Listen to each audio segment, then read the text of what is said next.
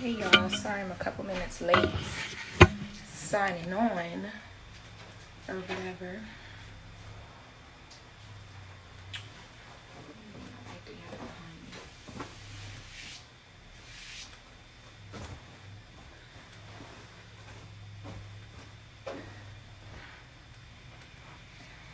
Okay, I'm gonna add Claudio, Erica in here. Hello. Hey, Lauren. Am I supposed to be doing music? I mean, you can or I can. Let me turn my laptop on. Hey, Ethan. Hold on, let me. Hi, Haja. We gotta play music. I Yeah, can play it from my laptop. greetings from Canada. Oh, the people are coming in. They are coming in. Hey.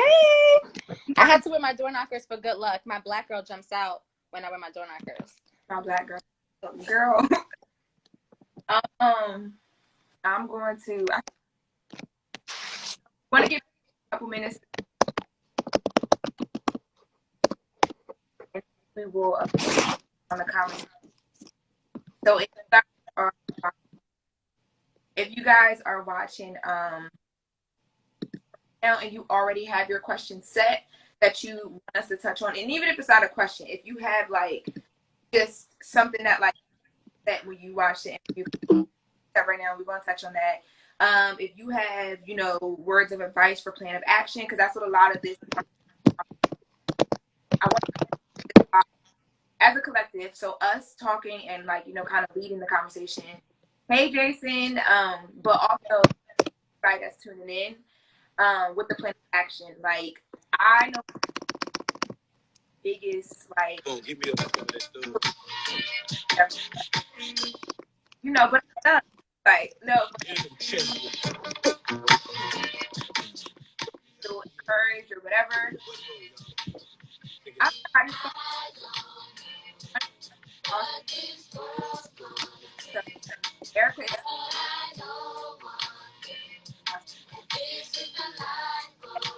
so around like 2:10, I guess we'll get into that actual conversation. Erica, how you can play the song later. I'm good. You were kind of breaking up towards that last part, so I couldn't hear what your question was. What was your question? I said, how you been? How are you? I'm good. I'm really just trying to figure out my quarantine life, just trying to stay focused and not freak out. It's crazy out here. Out and then we get yelled at yesterday. Right. It's like get your senator, Lauren. Call your senator. Call your US senator, your former US senator. No, I'm from Delaware. So that's another reason why I was just like, okay, we gotta talk about this, especially because I know a lot of people who follow me, a lot of y'all who are watching, hopefully a lot of y'all who are watching are from Delaware too. And like for us, it's like we've been supporting Biden, honestly. I can to be completely honest with you, blind like without a lot of people even knowing, what he did or didn't do as a senator, what he's still not owning up to or pushing or whatever the case may be, just because I'm from Delaware. So it felt like even look like me, a lot of people where I'm from in Delaware, and I'm from the west side of Wilmington. So we just wanted to feel like we had somebody that was for us, and that made us back him so heavily, even though I know a lot of things that go on in my neighborhood that I don't care how many projects you've worked in or volunteered in, you just don't understand it because you're not from it. But it was right. Yeah. With that being said, I think that segue into the conversation. You can kind of introduce yourself first. After I throw the first question out at you. But with that being said, how do you feel like right now a lot of people are feeling just about the comments that he made? People that were and probably will still support him. And I know for me, I think about I'm being like I feel hopeless. Like, even in office, he's gonna switch up too because obviously it's more about him and his personal gain than anything.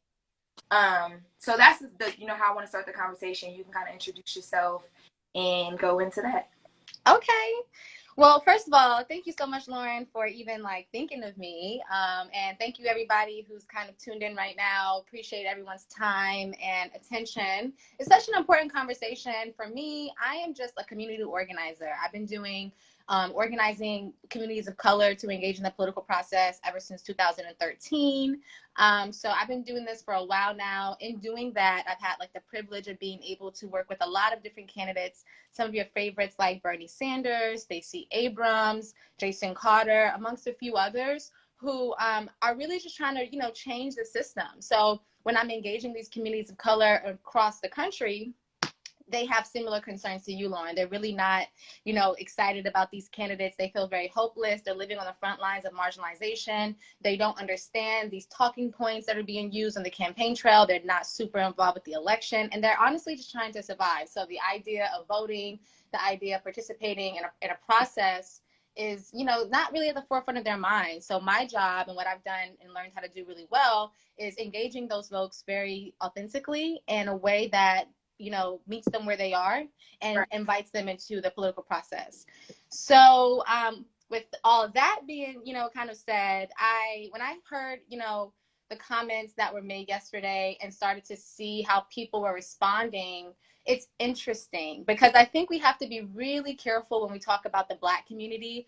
The Black community is so intersectional. There are levels to Blackness, and no one Black person is the same. So the Black community, the way that they responded, you had some people who were defending, VP Biden and saying, he was within his right to say that it was just a joke. We shouldn't take it so seriously. And then you had other people in the community saying, what the hell? What is that? Who is this man to, define my Blackness based on his very questionable track record? So yeah, I think whenever I saw people kind of really up in arms about it, I thought, oh my gosh, why is the only time that people are actually engaging in the political process is around controversy? Why are the only times that we're talking about VP Biden and his viability and some kind of political agenda is when we are attacked in some way? I would like to change the conversation to having us be a little bit more proactive around ways that we can engage in the political process without being so reactionary when these kind of things happen. So if you guys see me looking down, I do have questions that some people were sending us prior to the discussion, and I'm trying to pull those up. I literally had to run over here to start it on time. But also at Theo, I think it's Theodicy or Theodicy. To your point, I am pinning the topic for everybody that's joining in right now. And I want to touch on one of the things that you just said, Erica. But people just kind of like something happens and it's viral and it's big. Now everybody's upset. Everybody's on Twitter. Everybody's an analyst. Like, everybody has something to say, where you do have these voices like, Jamel Hill and Charlemagne and just a lot of other people who have voices for a long time and others who haven't. But what do you think about the importance of these moments? Because I feel like someone who's doing strategy for Joe Biden only puts him in a seat to talk to the Breakfast Club because they want some sort of reaction, big viral, from people who aren't following or who don't care enough to speak out loud, or maybe they do care, but they just don't speak out loud about it. They want that. So do you feel like, is it fair for them to do things like what they did? Because I watched the interview and I felt like, okay, they thought this was going to be just a quick stop on a press run. Like, here are your points. Get these points out no matter what. Thank you for talking to us. We got to go. Right? But to me, it's like, now you triggered, you done made people very upset. There's a lot of thoughts, feelings, and emotions that you have grabbed, but you have no more time. Now you got to go. Is that fair? Like, is this really, like, that doesn't even make sense for what we're trying to accomplish with this election this year, which is trying to get away from those triggering moments. And you know what I'm saying? Like, a lot of the nuances that we're dealing with right now with 45. Yeah, I think that, so one thing that you guys have to be mindful of with campaigns is that, every campaign struggles to talk to Black and brown voters. It's this big mystery, right? It's because they're operating in a system that is specifically, intentionally designed for the demise of people of color. So when you're trying to engage people into a process that historically has excluded their voices and their participation by default, it's going to be an uphill climb. So yes, to your point, they have, targeted media, targeted strategies towards specific communities of color. And yesterday we saw what that could look like in real time. But I think that, with the Black community and specifically, we've been so loyal to the Democratic Party that Democrats have not really had a reason to innovate their approach when engaging our community. We've also been so marginalized to the point where engaging in politics is such a privilege, even now in 2020, that people don't necessarily have to target us, because our survival is so essential to this democracy that we have no choice but to vote. But what breaks my heart right now is that yesterday's comment has people, you know, faithful, like, you know, people in my family, faithful voters who've always turned out in elections saying, oh my goodness, you know, are our votes even going to be counted? Because of the way that, you know, this election is happening and the way that 2018 happened and 2016 happened, people are really, really, you know, questioning whether or not our voices even really matter, because how disregarded they are and have always been. For someone who, you know, is a believer that this system does work if we take advantage of it, you know, we just have to really harness our power as a Black electorate and as Black people in this country. What you saw happen in the primary, Joe Biden did significantly well with communities of color, specifically because young people of color and most people of color in general just don't participate in primary elections. And that's a fact, you know. So a lot of the folks who were on Twitter yesterday up in arms about what's happening, you know, we really are the same people who didn't know when their primary election date was. In fact, there are still states that are voting next week and next month, with primary elections still happening this summer, that people still don't even know, am I supposed to go vote for Joe Biden? If you're someone who lives in like Hawaii, if you're someone who lives in a state who had their primary pushed back because of COVID, you should be, you know, just as concerned around when is the primary election in my state if you have not voted yet. Because if you have not voted yet, November is your second chance to vote. There is still an election that happens, and there are down ballot candidates that are relying on your participation in order to make it to the general election in November. So I know that's a lot of information, and I know it's probably hard to track what I'm really trying to say, but ultimately my point is that we have to take responsibility to also educate ourselves around when the presidential primary is happening, so we don't end up with a nominee that we don't necessarily align with. But the reason why we have Joe Biden rather than Elizabeth Warren or someone else is because young people of color didn't know about primary elections, didn't understand primary elections, didn't engage in primary elections, and as a result, the older generation of Black voters and brown voters, you know, aligned with Joe Biden, and now he's in office. I'm not in office, but now he's the nominee. Let's talk about it. Like, so right now, if you are a person, because I know a lot of my friends, like, we talk about a lot of things. We really don't have conversations like this, and I mean, there's nothing wrong with it. Like, a lot of times, when it comes to politics, a lot of people, you know, it's personal. They don't openly just discuss certain things. But I am a person, if I'm your friend and I'm calling you and I'm saying, look, I didn't care about the primary. I didn't understand that. But what I watched today and how it made me feel, I got to do, right? So if I'm that person, what do you tell them to do? Not vote? Do they elect 45? Or do they just vote for Biden and put aside everything that they care about? And if they do vote for Biden, we're voting for Biden, and we're asking him, we want, you know, a Black vice president. We want a Black woman in the Supreme Court, right? If we're asking for these things and he does not do them, and we still have to vote, but he's not going to do it, now what? So there's levels to government, like there's levels to everything else. And in government, there's this thing called down ballot candidates, that where your federal government will fail you, your state government can make up for that. Where your state government fails you, your city government and county government can make up for that. So as we're headed into November, it's super important to note that there are more people on the ballot. There are more things on the ballot than just Biden. So, okay, you're not crazy about Biden. You don't necessarily like him. And after yesterday, you're completely turned off. But do not just stay home in November.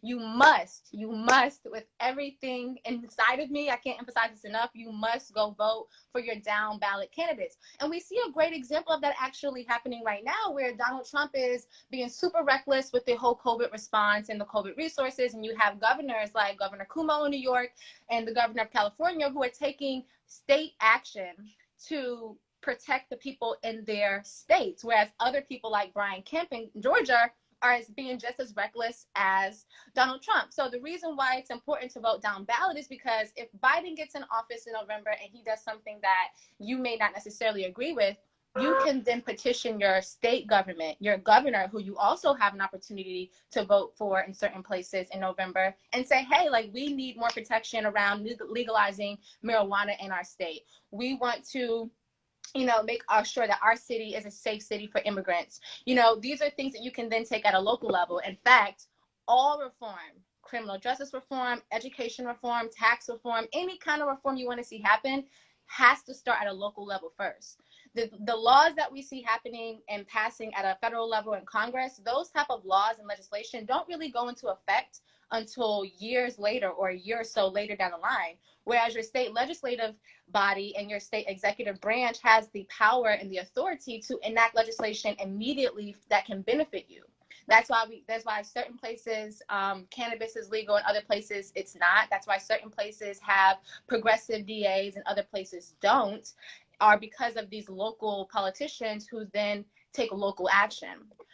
So if you're someone right now who's completely discouraged from voting in general, or just really frustrated with the system, and you're overwhelmed by it, I would totally start small. I would start and say, do I have a mayor on my ballot this election? Do I have a state legislator on my ballot this election, a commissioner? Because these are the things that really matter when it's all said and done. And Donald Trump can't do shit about, no one in the White House can really do shit about the rights between state and federal government. So as long as you're focused locally and you're putting your ducks there, that is where you get excited about. And then how do you find that information?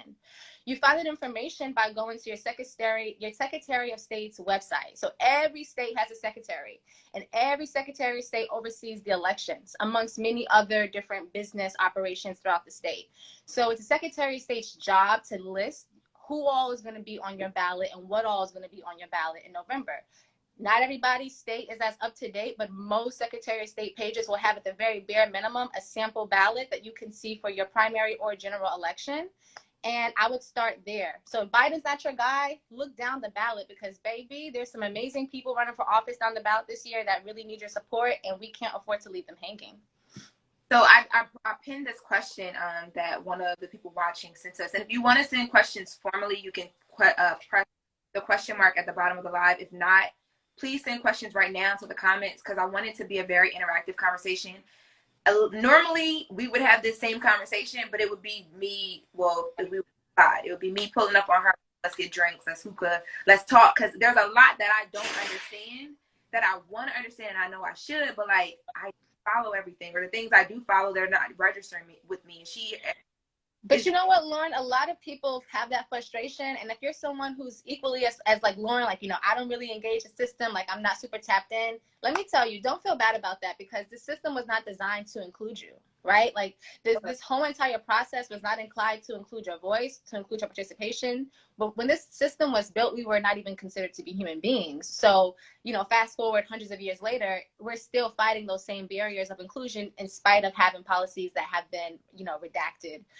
So don't feel bad about that, Lauren. It's by design. That's why it's my pleasure to, like, share this information. At one point, I used to feel like, okay, I need to read this, read that, read this, blah, blah, blah, and getting all this information. But it's not digesting. It's not until it's honestly sit down with voices that I feel like speak to what I care about and what instantly, for instance, yesterday after watching the Biden interview, one of the things I was telling my mom, we're going to talk about it. But when I my mom, who's in Delaware, in the same community that I grew up in, my mom, of course, but when I talk to her about it, what she cares about right now and what I care about, it's just different. We have the overall. I think anybody who wants to get 45 hours, we have a very overall theme, but we all have, like, underlying variables that are different for each of us. Exactly. So, I used to feel bad about it, but then I'm like, you know what? I know I'm not the only one who really needs to dive deeper to really, and it's more than just getting on being pissed off. It's more than just reposting. I saw the Biden I'm there memes, and, like, you know, I was very particular about what I reposted, because first of all, I feel like I didn't want to put out something that, before we had this conversation, made anyone who didn't agree with how I feel was like, we got to get Trump out, period. Like, I don't know or care what you decide to do to get it done, but we need to get that done. But if you feel like this just way the other way, God bless you. But I want you here in this conversation too, because I want to understand what that is and why. But I don't feel bad about it, because I feel like a part of like your, you know, you write for various outlets, Teen Vogue. You've done stuff with so many people. Part of being a figure or whatever in the media, or just have an opinion in general on social media, to me, responsibility of it. If I don't understand something, I know at least 5 or 10 out of the 18K people who follow don't understand it. Oh yeah, for sure. You know what I'm saying? It's making a big difference. So I definitely want to talk about right now for more questions in the comments. One of the questions came from Lolly, my girl. She said, what is the quickest way to help local level? The quickest way to help your community at a local level is making sure that your community can vote during this pandemic by being able to vote by mail. So every state has the ability to conduct elections by mail, where you can get a ballot in your mailbox, fill it out, and then mail it back to your Secretary of State. So one of the biggest ways you can, actually impact your community is to look up what your vote by mail process is in the state that you live in, and then educate the people around you about it.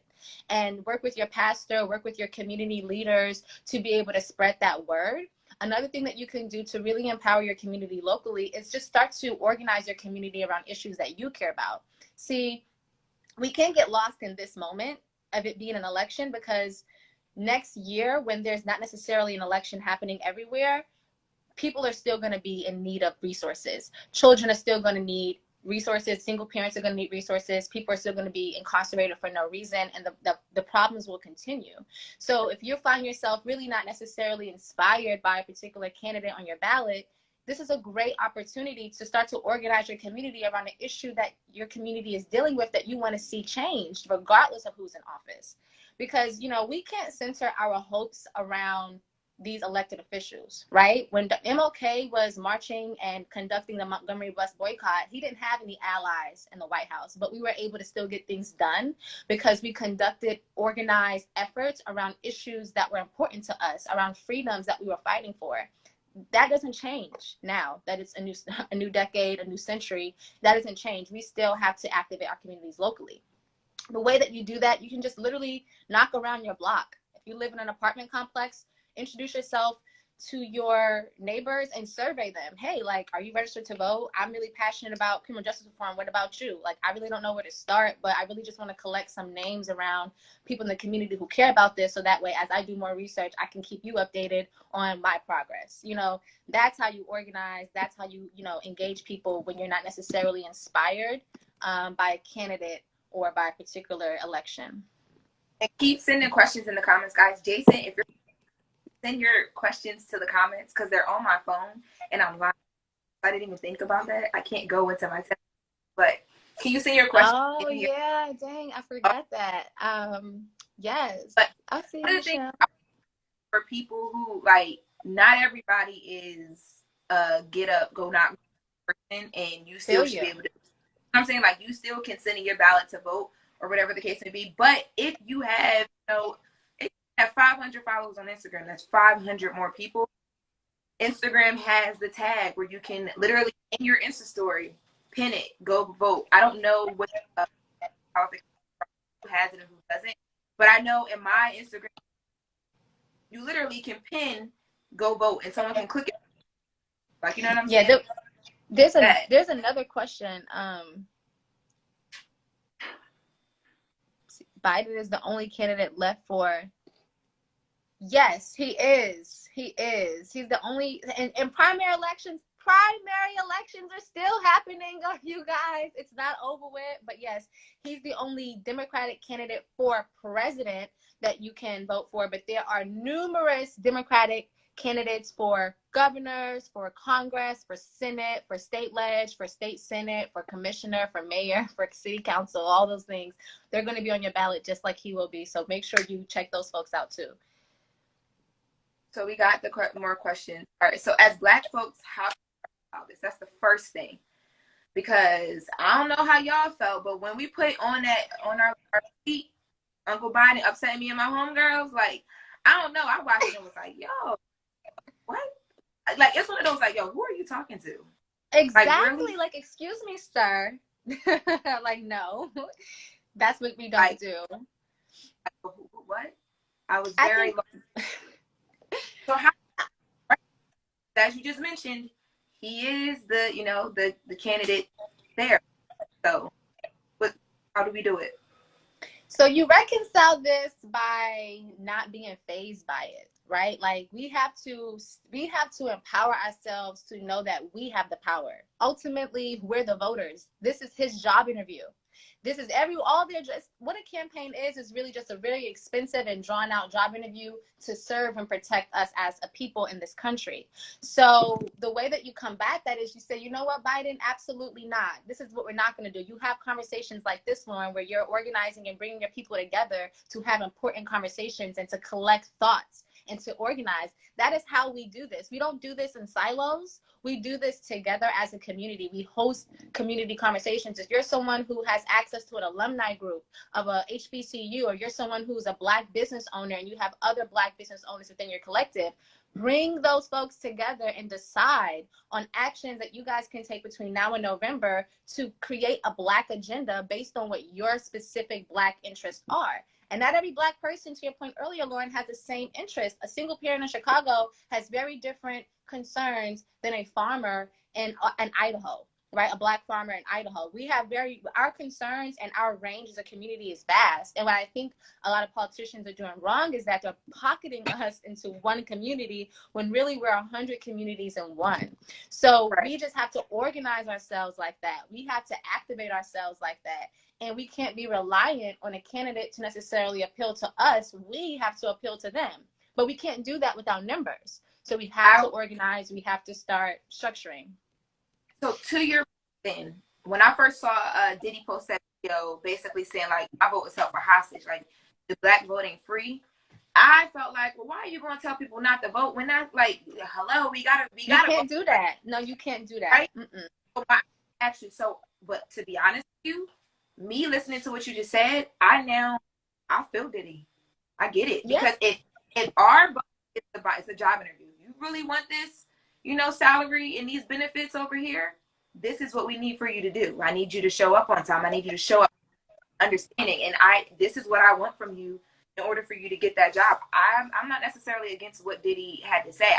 I want you to go out and vote, but in the organizing aspect of what you said, maybe it's that we just organize and make the cry big enough that Biden understands that it doesn't. There's a big chance you may not win this. And if this is important to you, and that's why the Breakfast Club... He knows that. But hey, come off that way. And he did not come off as someone who because he's like, there's a machine that goes into these like things, right? There's a whole machine. There's a whole entire team of people sitting around a table every day trying to figure out how to keep this machine going. And it's a part of it is just simply playing the part. So he can't necessarily act like that when he's in an interview with Charlamagne the God. But I promise you, when that camera turned off, his team was probably like, what the fuck is your problem? Like, what just happened? You know, and I think that to your point, Lauren, though, I feel you, though, like the black vote is at hostage right now. But here's the thing.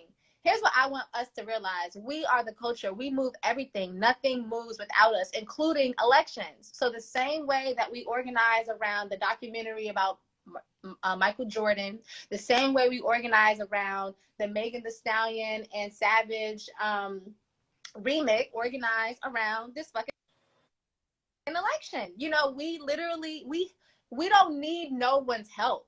Like, it, you know, we literally are the culture. We move every single thing. So how do we do that? The same way we've been doing it.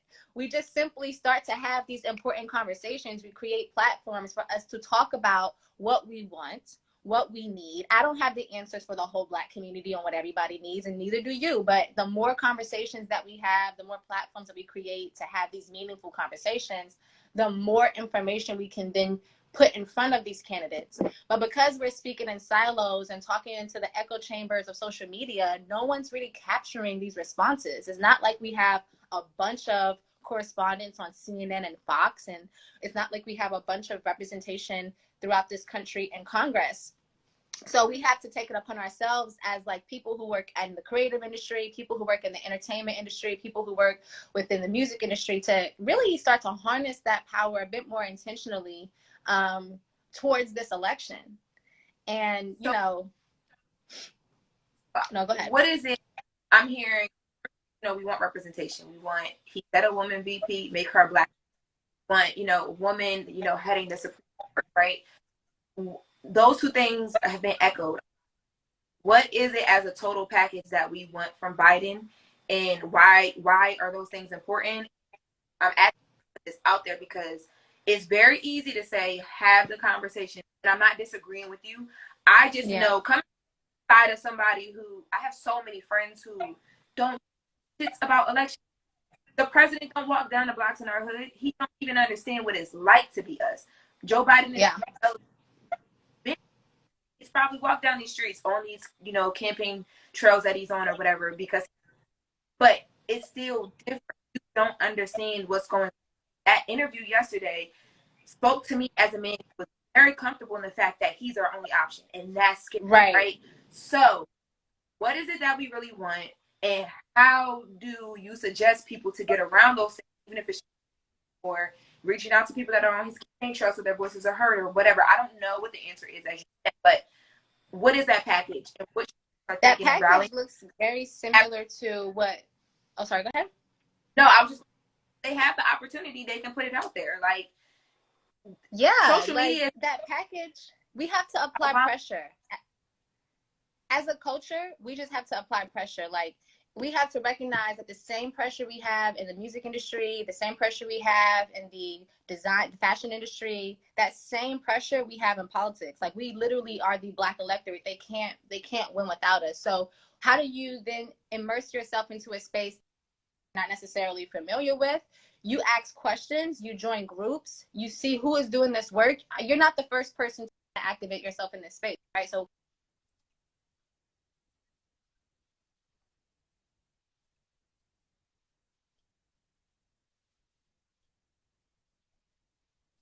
support those Black organizations. It's not enough to say, shout out to the NAACP, shout out to y'all. It's like, no, when's the last time you joined a meeting? When's the last time you taken action locally to really join a community of other people outside of social media in real life that are really making a difference? Those groups do exist. So I think that's a first step, Lauren, is to think about what happened when Black Lives Matter, when Michael Brown was shot and killed, and we had the Ferguson activists organize their community out of outrage. This is that same moment where it's time for us to do the same exact thing. And again, we're all locked in our homes in certain places, so we can't really leave, which is why the power of social media is so important. But we create that hashtag, right? Like a couple years ago, it was Black Lives Matter. What does this moment scream to us right now? And who are the influencers and cultural leaders that we can then employ to send that agenda forward? You know what I'm saying? Like, the same way that we curate any kind of action in any other industry, politics is no different. We just can't be intimidated by the newness of it or the nuance of politics. We just have to be really confident in what we bring to the table, which are real votes and real elections and real wins. Like, Joe Biden is not our only option. You know what I'm saying? Like, he may be the only Democratic candidate that's running for president right now, but like 10 years from now, my little kids are going to still need to have public schools. They're still going to need to have clean roads. They're still going to need to have safe communities. I'm not putting on my buckets on Joe Biden. So I'm really putting my buckets on who are the change makers in my communities that are ready to dismantle and challenge this system, and how can I then support those change makers? Because the efforts are happening. I promise you, there are millions of activists right now organizing communities around issues that impact Black community and brown communities. But because there's such a huge disconnect between the sexy and glamour of what people like to see and the work that actually needs to get done, people don't necessarily do what they need to do. So we just have to, like I said, we just have to immerse ourselves. We can't be afraid and we can't be discouraged. We have to literally push back, challenge the system, and immerse ourselves in it, just like we did everything else. So what do you, because I know another big focus right now in a lot of people's hesitation is the fact that this crime bill's, his involvement in pushing the crime. Those of you guys who don't know, he wrote it. You can kind of go. He wrote the crime bill. He wrote it. Yeah. The overarching, the fact that he won't admit that it was fucked up. Like, it put a lot of people in jail that should not have been there for a lot of time. Like it just did a lot of bad to a lot of people, and particularly us, because you know we are the numbers when it comes to incarceration. The fact that he won't own up to it and say it was bad and kind of, you know, move forward from there. Even on the Breakfast Club interview, he says, no, it wasn't bad. There were just certain parts of it that I think there's always a give and take in politics. We see it with Obama, right? But when you really sit down, like I watched a video today, and thank you for telling me some places to go and get some understanding before we talked. I watched a video that broke down the give and take and what the give and take on the crime bill was. And wow, it really makes you terrible. It really makes you look at him a lot different. Not only did he have, you know, that broke up a lot of families. It put a lot of people in jail with public defender, like, you know, states. And then he mentioned in the Breakfast Club interview, well, it was on a state level. Like he made that comparison. But what I read today, since that more people in these were going, you know, the state were being locked up in the states versus going to the feds, because they were giving them money to lock. They were come and help you and make your jails better. Privatization of state prisons, yes. Like, so in reading that again makes me be like, damn, this the man like that got to be my president. He won't even admit that he fucked up. And I know men have a hard time, they're wrong. Okay, we all know that. But right, how should we think about it? Like, about all the mess ups up until this, the reconciliation we talked about earlier, but specifically with the crime bill, how do we move forward and say, but this man can be our elect for president?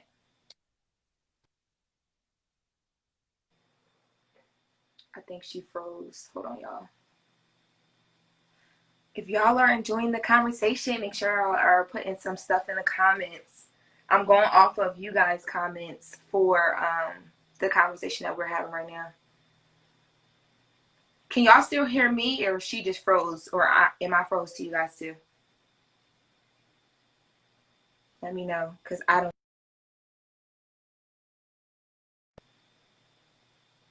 Okay, yeah, so it was just her. She's going to come back in because she just left. So if y'all are enjoying the conversation so far, make sure y'all are, you know, sending some feedback in the comments, even if it's not a question. Like I saw some people comment in and saying, I saw Javon say, look, he just a little too comfortable. That's how I felt. I was like, wow. Like this is how you really feel.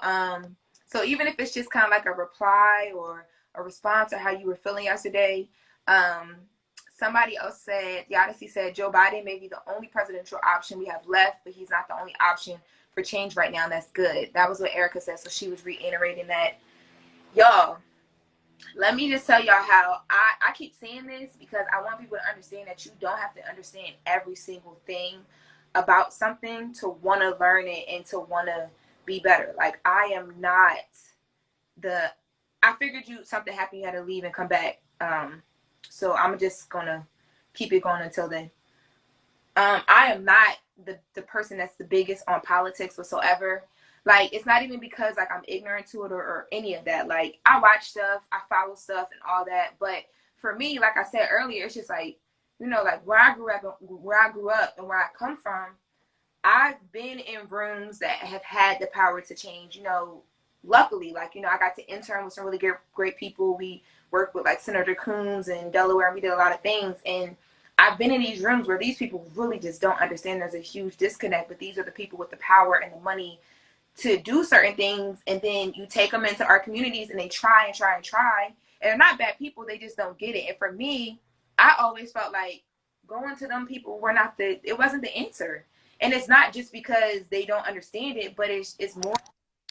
Sorry.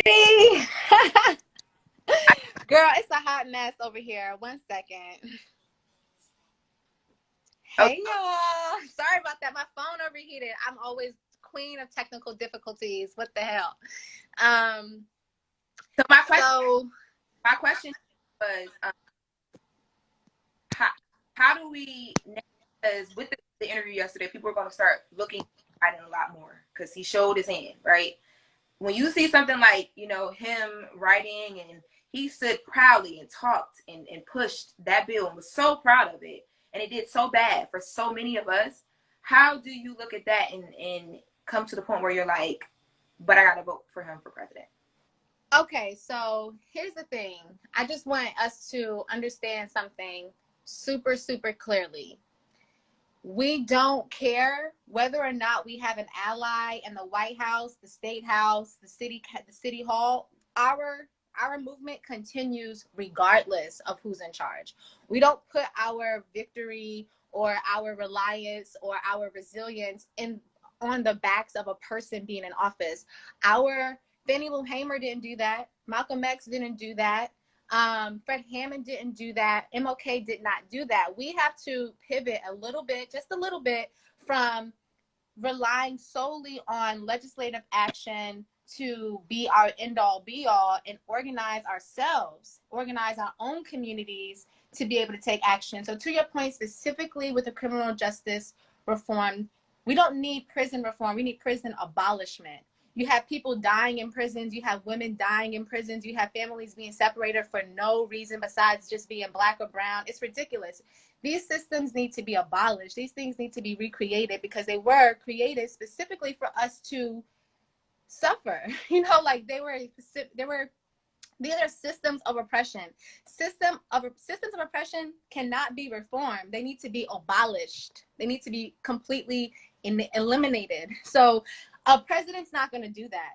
A congressperson is not going to do that. It's going to take a coalition, a collective effort of people to make that happen. So the crime bill, what that really was a result of the war on drugs, which really was a war on Black people, which really made Black people the enemy of the state. So that's what the crime bill was. It was really defining Black communities, Black things, Black people, Black politics, defining that as the enemy of the state so that we can then become a target and we could then become deserving of that kind of treatment.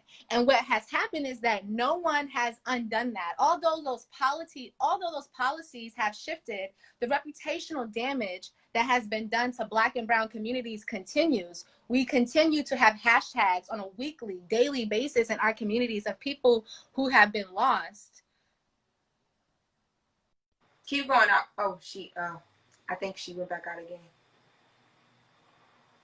Thank y'all for bearing with us during the technical difficulties. Here she is. Hold on. It should be rejoining her right now. First of all, Instagram needs to get it together because I don't got time to be keeping my sentences. I be in my bag, and then all of a sudden I'm over here like disconnected. I don't like that. But yeah, don't let me get on a tangent. But to answer your question, it's beyond legislation. Like when you start talking about reform and system transformation, that's a completely different conversation than elections, because that's just a part of that particular formula. But trying to bring it full circle here. Yes, Biden is the Democratic candidate that we have on our ballots for president this year. How we reconcile this is we demand to not be silenced. We continue to push back. We continue to get upset and vocalize our disappointments. And then we say, do you have a Black Lives Matter council? Do you have a council specifically for communities of color? What do they look like? Are all of them people who have homes in Martha's Vineyard, or do some of them look like me? Do some of them come from my community? When we worked with Bernie Sanders back in 2016, Bernie had a very similar moment where the Black Lives Matter community and organization was really protested him at a rally and kicked him off of the stage. And what he did was he then employed a Black woman, Simone Sanders, ironically at that time, to then join his campaign and teach him how to talk to Black people. And that's how I got my job on his campaign. So, but it took the Black Lives Matter activists to disrupt that process in order to create an opportunity for someone like myself to be able to join his team and try to get that Black vote. So that's why I say it's not about the candidate. It's never about the election. It's always about us, and it's always going to continue to be about us. We just have to be bold enough in our approach to be radical enough to demand what we actually need and in its fullness. What about demanding what we actually need, especially when it comes to voting? I know that, a lot of us just know Republican and Democrat, but there is another party. There are other parties.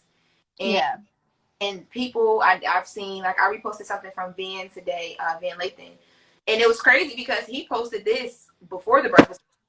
He basically just said like, listen, if Joe Biden fucked this up, I'm going elsewhere. As far as like, you know, Right. that he represents in the votes. Can you speak to that and it kind of explain to people, you know, what option that gives them, and does that help? Does that hurt? I think that it hurts because we have a system that is a two-party system, and if we have to know how to play the game. And this is not like we're not gonna. And when I say play the game, I'm not talking about bow to the system. I'm more so telling us make it work for us the same way they make it work for them. It's not that the system doesn't work. It just doesn't work for us. If we can flip that switch and say and make it start working for us by running for office, by voting, by, you know, funding candidates that need resources, that have radical ideas, by creating our own economies in our communities. When we do these things and employ independence within our own communities, we don't really need them. You know, like we really don't really need them as much as they need us. Think about Beyonce. Do you think Beyonce is concerned around if Joe Biden is going to become president? Do you think Beyonce is creating a activist agenda around who becomes the next president? Or is Beyonce just saying, I'm Beyonce, this is what I want to make happen, this is what I'm going to make happen?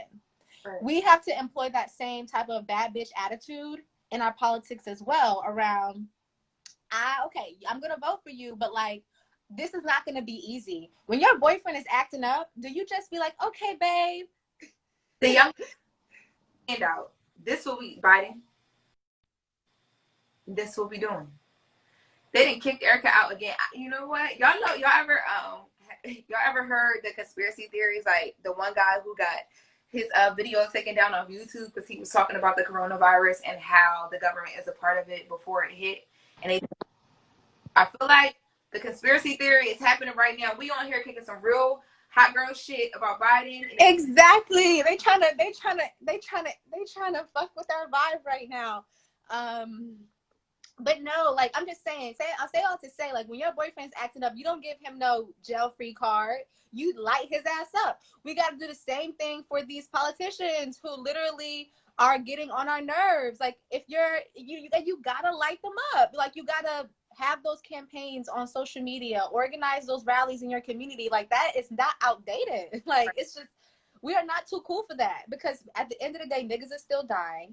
People are still going hungry. Opportunity is still being lacked, and access is being far few in between, and it's not okay. So if you really, but see, the thing is that people want to talk about doing the work, but when it comes to actually doing the work of organizing your community and becoming a change maker in your specific space, no one wants to be about that life. And there's nothing wrong with that. Just to make that clear, there's nothing wrong with not being that particular kind of person. But what the issue is that the people who are those people need your support behind the scenes. There's a room for everybody. There's an opportunity for everybody to participate in this revolution, in this moment, but that does not happen when we are like, I'm too cool to repost that. Or I'm going to spend my money, I'm going to spend my $50 at the nail salon instead of putting it into, donating it to a candidate like Sabrina Fulton, who's running for commissioner in Florida. Sabrina Fulton, Trayvon Martin's mom, is running for office in Florida. Who's the last Black woman you put money in their hands? You know what I'm saying? Who's the last Black business owner you bought from? Like, this shit is beyond politics. You know what I'm saying? Like, I mean, yes, I'm glad that we're talking about politics because we have to, and it's a part of the conversation. But like, this is not a silo. We can't approach this with silos. It has to be a multi-pronged strategy, right? And we have to be super intentional. So this was one of the earlier questions. I will have to scroll back up to find it, but someone asked, so if you were Joe Biden, what would you do next? First of all, I'm not Joe Biden. I could never be Joe Biden. I think, just to be clear, Joe Biden is, despite his questionable track record, I do think that he is a really great candidate, and I mean, a great public official, and I do appreciate all that he's done during the Obama eras, and I don't want to take that from him. So I'm not trying to disrespect Joe Biden. If anybody feels like I am, I'm sorry. That's not my goal. But if I was Joe Biden, speaking on the truth, we can't speak about this. Is just a blanket statement to everybody in this live, and you can repost this. You can take this where it may be. One of the things that, another reason why I wanted to have this conversation, and I said I wanted it to be open to everybody, people who agree with me, people who don't. we gotta get around the kissing of the ass to get to what we want. At one point, I feel like you said we had to play the game. The game is ours though. So there are a lot Exactly. We hold the keys. more you don't have to suck up to get to where you want to be. If something's really happening and it's the truth, we can't deny what he has done, but we can't deny what he did do. We're not going to take away from him, but you don't have to apologize for bringing to light what's going on, because it's something worth noting. You know what I'm saying? Like you. Oh no, for sure. It's super fucked up. And I'm actually really disappointed because I was excited to be starting to get my cousins to try to vote for him. But now it's like, damn, how am I going to get my cousins to vote for you when y'all here acting like that? But to answer your question, Lauren, if I was Joe Biden, I would hire people to do what I didn't know how to do, right? And I would make sure that they were young people of color, Gen Z, millennial, indigenous people, Latinx people, Black people from all spectrums of Blackness. And I would literally create a council of that for my campaign, and I would have them create tactics for the campaign to employ to win in November. I would, when you don't know something, you hire people to do it for you. So if you don't necessarily know how to engage the Black community, you hire advocates who do, and then they help you figure out how to do that. And this is not nothing new to the Joe Biden team. Like, they know this, and I'm sure that they are doing this. It was just a really bad moment for him. But now he's going to have to figure out a new way. Yeah. Like Simone, to fix it. I know a girl I went to college with, she's from Delaware too, Tria. Her name is Tria Serenity on Instagram. She's also amazing. Like, he has some amazing people there, but like, to your point, I think they need to be in more numbers. Like, right. And it's not even that. It's just like, I've worked with a lot of candidates in the past that were really difficult candidates. Not in the sense that, not saying that Joe Biden is, but there are some candidates that are just really hard to train. There's certain candidates that are just really just off the wall, balls crazy, going to say some crazy shit, and you're going to always have to be doing damage control. I love that even from way before, like even before the Obama years, when he was just, a senator or a person in Delaware, like, I always fucked with the fact that, like, he gonna say some shit that you're like, wow.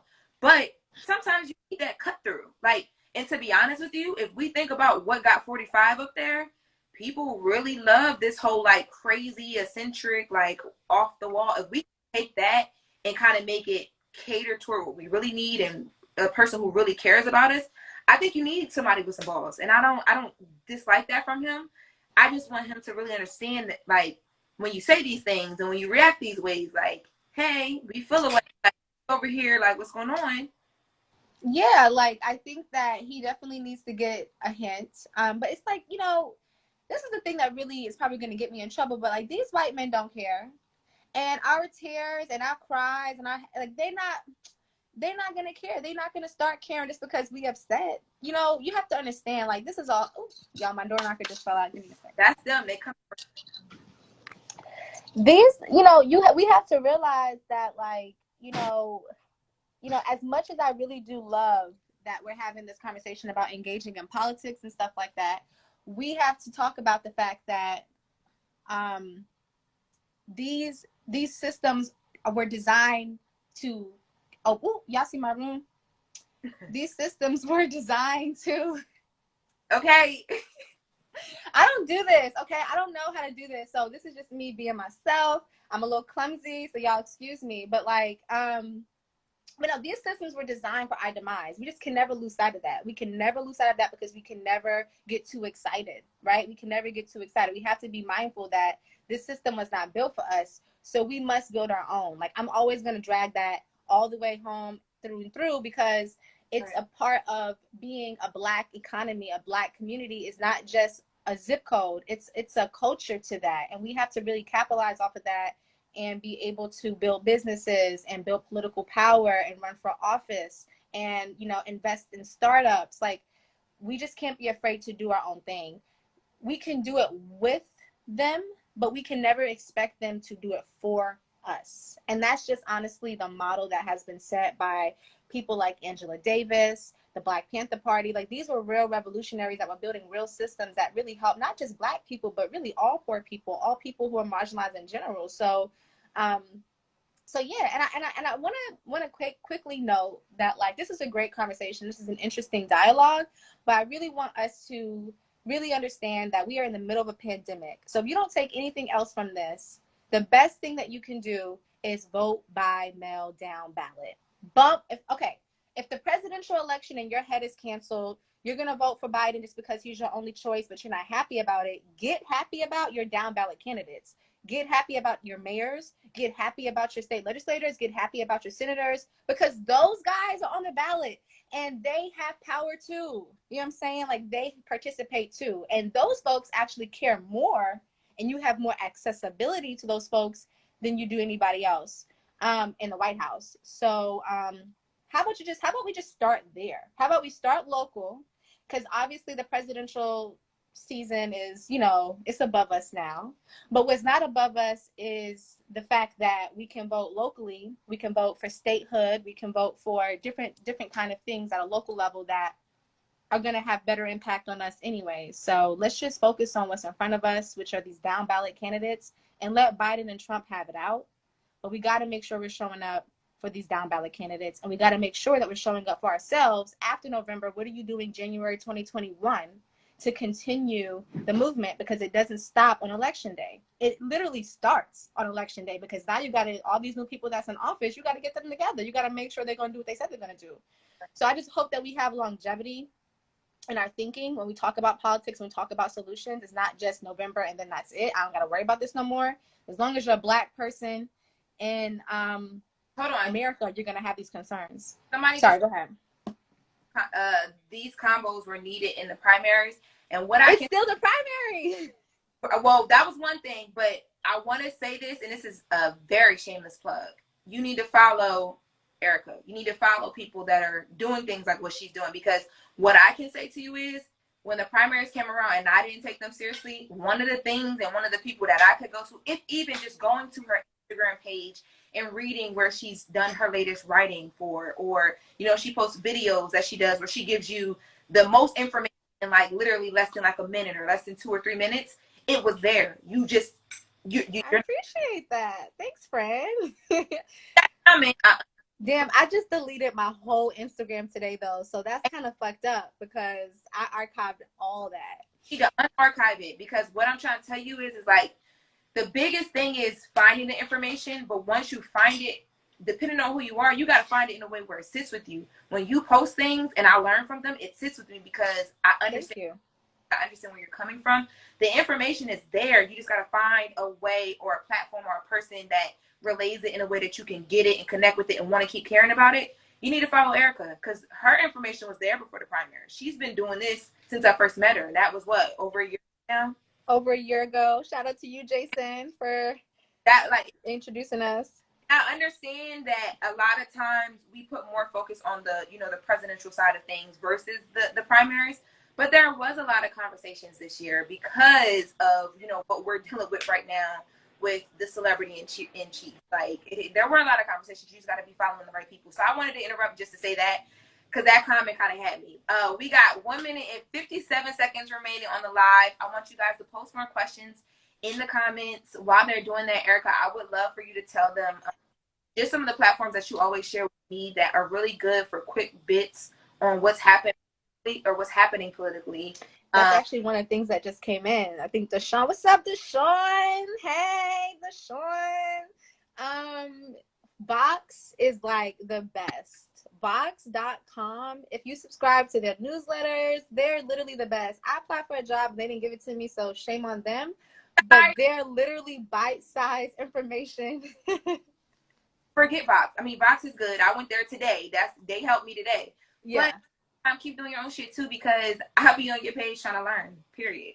But I'm gonna keep doing. I'm gonna undelete all my posts and put my stuff back up there so you guys can reference it.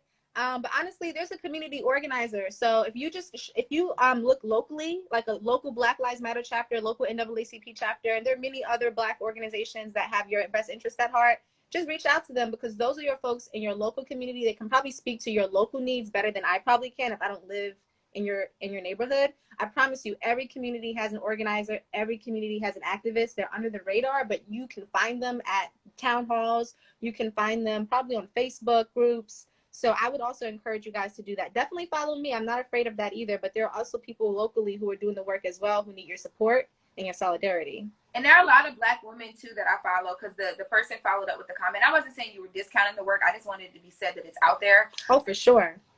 Why she be on it, okay? Like, she is a great person. That I love her. Like, listen, she's really amazing. Elaine Winthrop, I think that's. I love Elaine. Good at making it not too political, but like also she